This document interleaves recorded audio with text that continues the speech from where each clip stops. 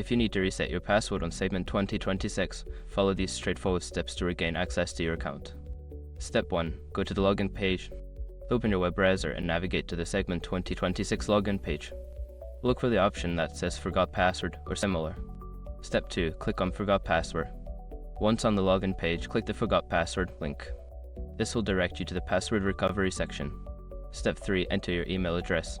Make sure your information is protected first. Most people don't think about breaches until something actually happens to their accounts. Use SROC to monitor your accounts 24/7 and instantly alert you if your information appears in leaked databases online. It constantly gests billions of breach data points in the background. And considering how much personal information people keep online now, it's honestly worth having. Link in the description. Step 4. Check your email. After submitting your email address, check your inbox for password reset email from Segment 2026.